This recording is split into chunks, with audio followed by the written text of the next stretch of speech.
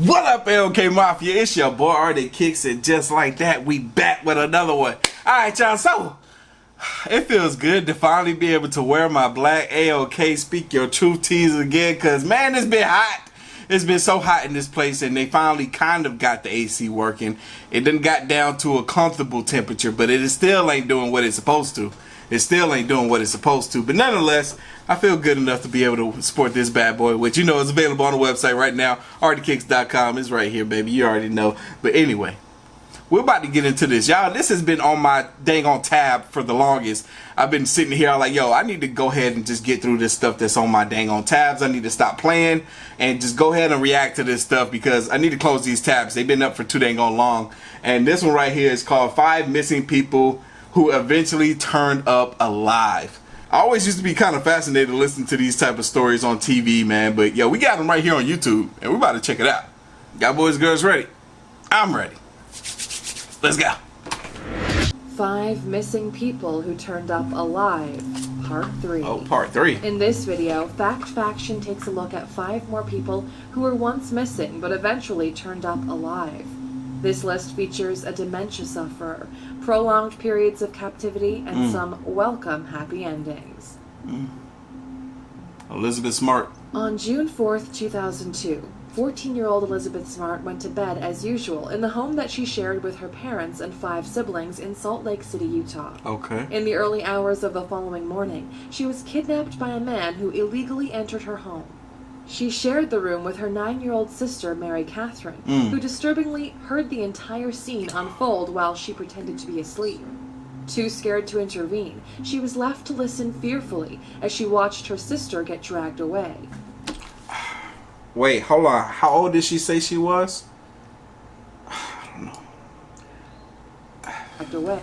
I don't know. Something about her face right here, her eyes, something just don't seem right. I'm assuming this is a before the incident happened type of picture. In a statement which eerily described the crime, Mary Catherine told reporters that the kidnapper, though armed with a knife, was softly spoken, well-dressed, methodical, and even polite. When Mary Catherine deemed it safe to leave her bed, she told her parents what had happened. They initially believed that she was having a nightmare and searched the home for their daughter. Mary Catherine insisted, telling them, "You're not going to find her. A man came and took her. He had a knife." Woo! The way that child stated that made me feel like I was able to put myself in that situation mentally. What if that were my kids and my daughter said something like that? You're not going to find her in this house. A man with a knife came and took her. I would go crazy searching for my child. I wouldn't stop. Work? I'm not coming into work until I find my baby. Woo! I couldn't imagine. I couldn't imagine. Going to find her. A man came and took her. He had a knife. After realizing the truth, the family contacted the police and a hunt for the kidnapper began, with a bounty set at $250,000. For 4 months, all searches led to false starts. Damn, she was 5'6". Not taller than me, she's taller than Travis, but damn, she was tall. October, Mary Catherine claimed that the voice she had heard during the kidnapping was familiar to her. Oh. The Smart family had a reputation for helping unemployed people by kindly allowing them to work on jobs at their home.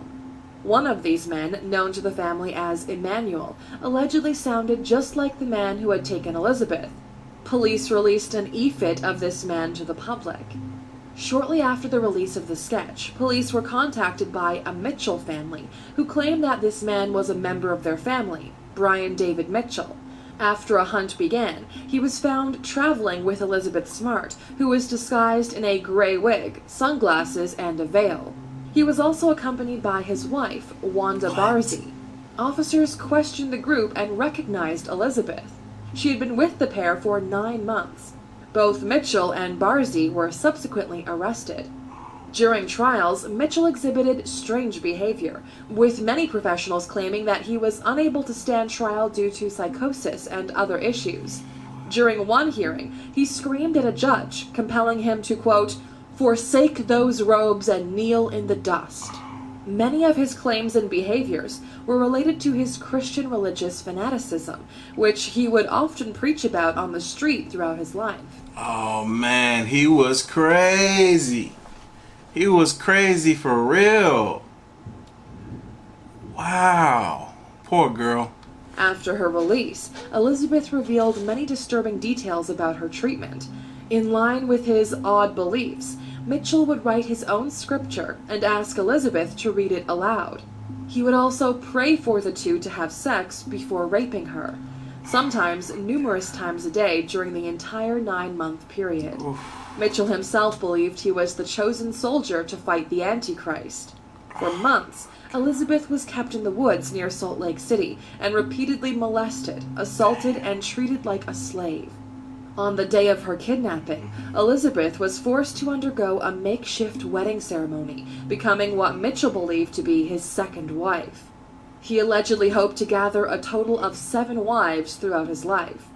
Around 6 weeks... Oh my goodness, man.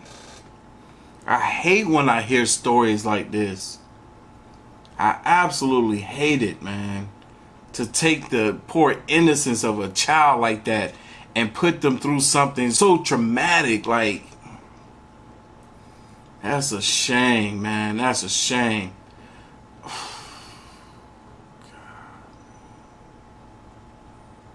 Oh my goodness, that's crazy.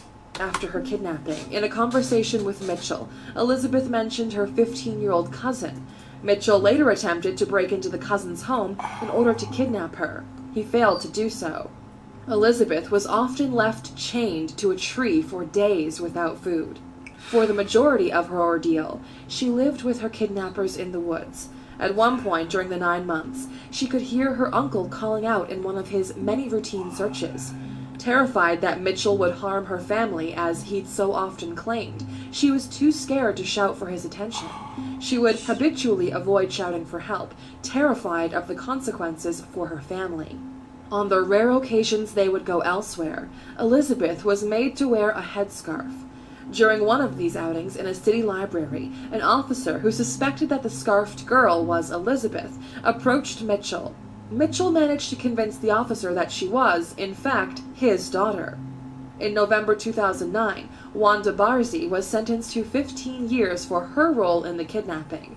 Brian David Mitchell was handed a sentence of life without parole. Elizabeth is now Put him under the jail. Put him under the jail.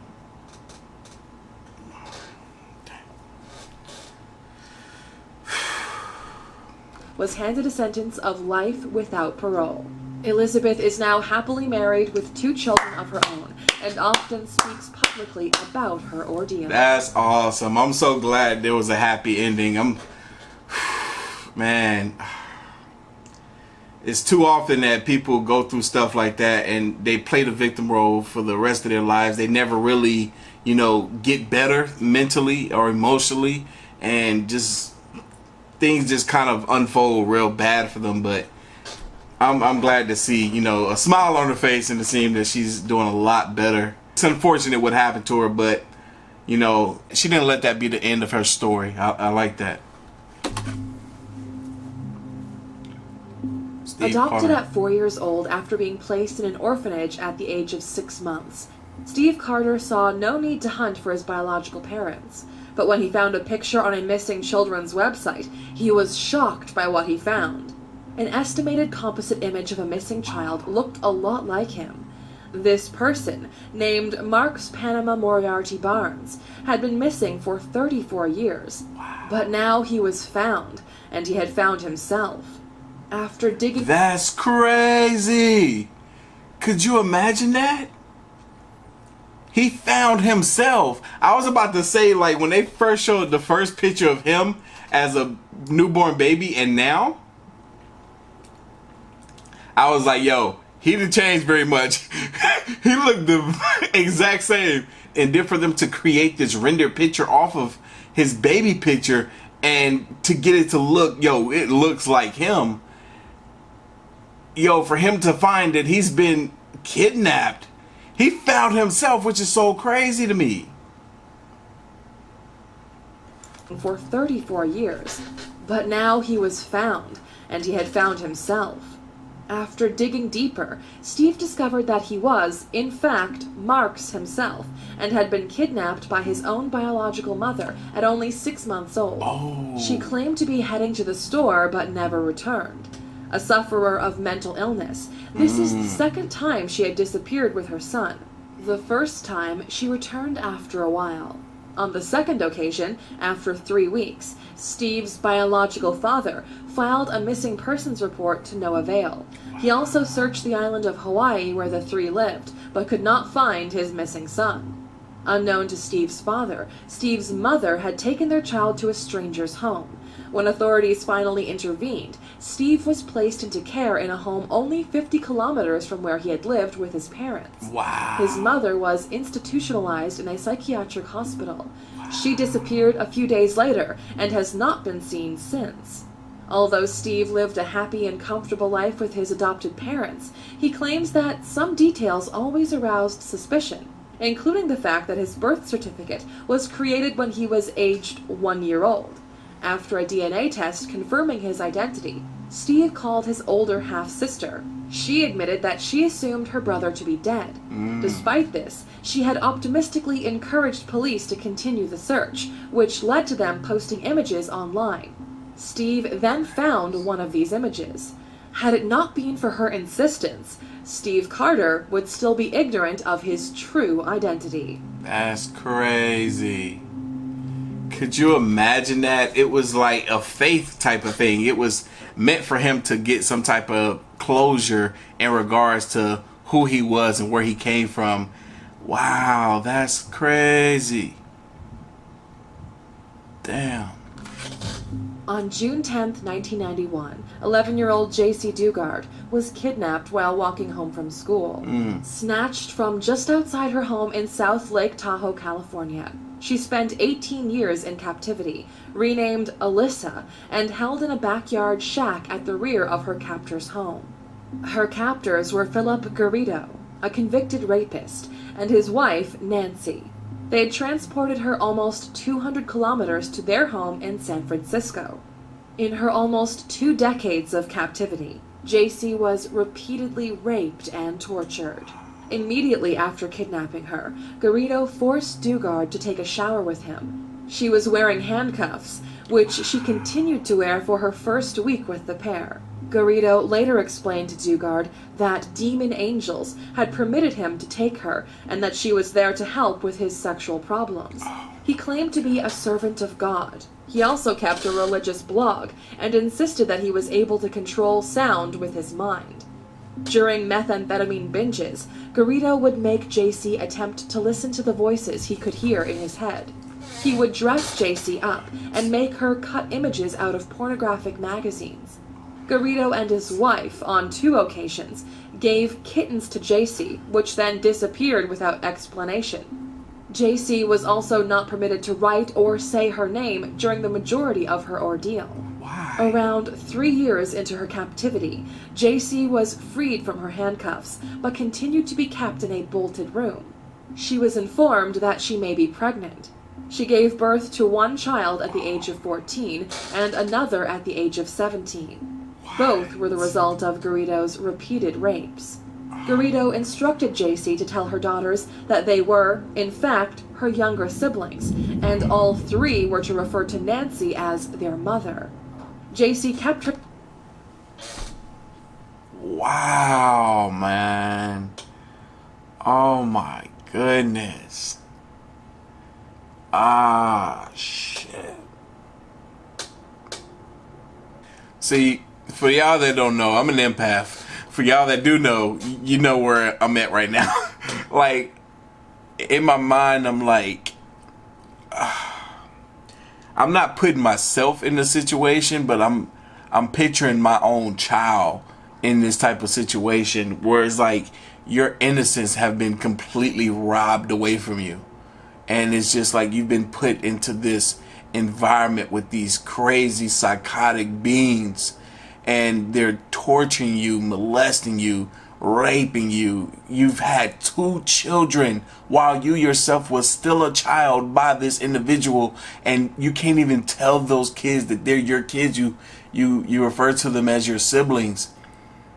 And you also have to call this other woman who is not your mother, and your children have to call her mother as well. Like, this is crazy. Wow. Good. Like, people are sick. People are so sick. Herself busy during the rest of her captivity by caring for her daughters. Though their living quarters changed throughout the years, they spent most of their time living in an area in the backyard, consisting of sheds, tents, and a high fence. One of these sheds was soundproofed and used by Garrido to write, sing, and record religious songs and romantic country tracks. In August 2009, over 18 years after kidnapping Jaycee, Garrido visited an FBI office with a 4-page essay claiming he had unlocked the secrets to helping people who were tempted by sex crimes. On the same day, he visited a University of California office, accompanied by Jaycee's 2 daughters. He requested to hold a special religious event about his findings. Their suspicion arose, and police got involved before discovering Jaycee and her daughters. When first questioned, Jaycee claimed to be on the run from a fictional husband, claiming that Garrido was her savior. She maintained her false identity as Alyssa, telling officers that Garrido was a, quote, changed man.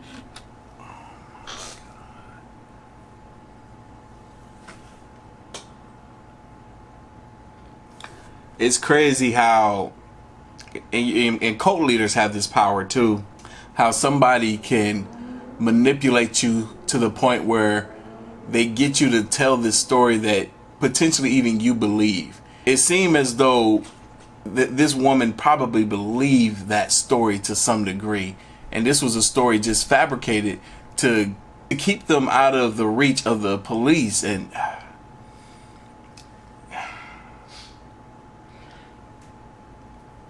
because I feel like if she was in any sort of right frame of mind, the moment she got an opportunity to speak to a police officer, she would tell them the entire ordeal. But no, she lied. She lied for this man. Crazy. In spite of his previous sex offense convictions, she also told officers that Garrido was, quote, good with her kids. After further questioning, the truth became apparent. After his arrest, Garrido has continued to insist that he is a changed man, writing many documents relating to the rehabilitation of schizophrenics, claiming that his previous actions were disgusting. He told reporters that the rescue of Jaycee is a, quote, powerful, heartwarming story. Both Nancy and Philip Garrido were sentenced to life in prison. Jaycee continues to raise her daughters, who, so indoctrinated by their entrapment, cried when they heard of their father's arrest. Jaycee and her story have been the subject of many documentaries and 2 autobiographies. Dang, even Oprah did a story on this girl and her situation. And this girl has to raise these kids, half belong or half blood to this crazy psychotic man.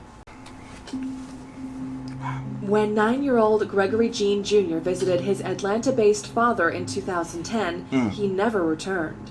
His mother declared him missing, but Child Services were unsure of where to look. They did not inform police of the disappearance. The mother, too, refused to notify police, seemingly because she was afraid to do so. Believed to be an immigrant from Haiti, she may have been fearing potential deportation in the event of contacting police. Gregory was later discovered, hidden behind a false wall in a cupboard of the home he'd come to visit 4 years earlier. What? For the entire duration, he had been held captive by his father and stepmother and treated like a slave. He was forced to clean the house and the yard and was routinely beaten with a stick. Though his initial treatment was not too shocking, the situation progressively became worse. The pair allegedly kept Gregory in order to avoid having to pay child support. Aged 13 upon his discovery, he told reporters, quote, any little thing and I would get a whooping. My stepmother made me write out words from the dictionary in a school book every morning. And if I did not finish the words before 8:45, I would not get any food for breakfast. And if I had not finished by 12, I would not get anything to eat for lunch. Gregory was forced to sleep in the garage with only a thin blanket while his step-siblings enjoyed a normal and comfortable life inside the family home. Crazy. He was also banned from celebrating Christmas as a punishment for talking. He was starved, beaten, and humiliated, and often forced to use a bucket as a toilet. Allegedly, the family would often watch him defecate. On another occasion, he was stripped naked and forced to wear a diaper. He claims to have cried almost every night, but kept faith that he would be rescued by his mother. Gregory managed to save himself by sending a Facebook friend request to his mom, which alerted her to his whereabouts. He was then able to call his mother, who contacted police. Gregory's father and stepmother were charged with child cruelty and false imprisonment, but Gregory begged for mercy on their behalf, telling reporters, "I just want to be free to live my life and let them live theirs." Gregory is now... Wow, he better than me. That kid better than me, man. No, nope. I'll be like, hey, lock them up for longer than they had me locked up. They had me for 4 years, get them 8. Get them 8. Now happily living with his mother once again. When 73-year-old Robert Mcdonough went missing from his Maine home in May of 2013, searches began almost immediately. The man, who suffers from dementia, could not be located in searches of the nearby woods, which included sniffer dogs and an infrared helicopter. 14 hours later, a news team were ready to report upon his disappearance in the hope that members of the public might be able to help. Just before filming began, a man casually approached the crew with his hands in his pockets.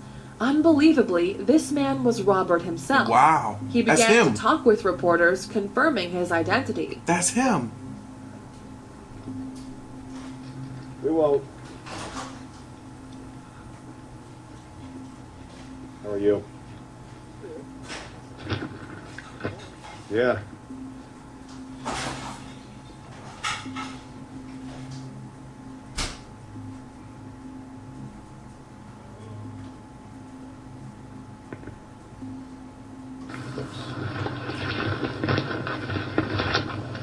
That's him.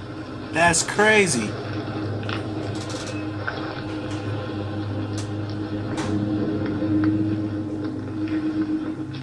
In the video, he tells officers that he is not hurt and instead feels safe and well.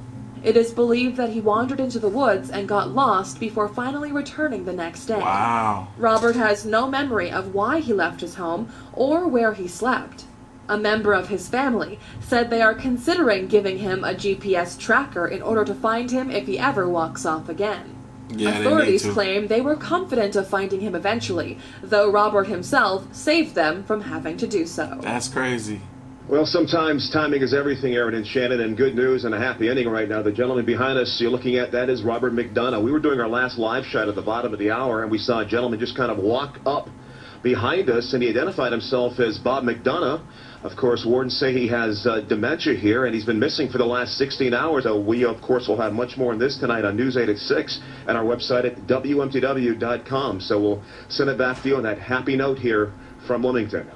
I'm glad this kind of ended on the happy note. I mean, I see, obviously, everybody was found. You know, some of these got me kind of emotional because to think that what happened to these people, man, and especially with them being innocent kids, children too, it really hit me. It really hit me. I ain't even gonna lie, but whew, what y'all thoughts on all these stories, man? These, whew, I had never heard of any of these situations, and what's so crazy is I'm pretty sure that there are more stories out there like this. Pretty sure, but anyway, y'all know what time it is. You like this reaction, hit that like button, hit that subscribe button, stay tuned for more. As always, the link to the video is going to be down in the description box below. If you haven't already, make sure you follow your boy right here on the gram and Twitter at Artofkickz. Till next one.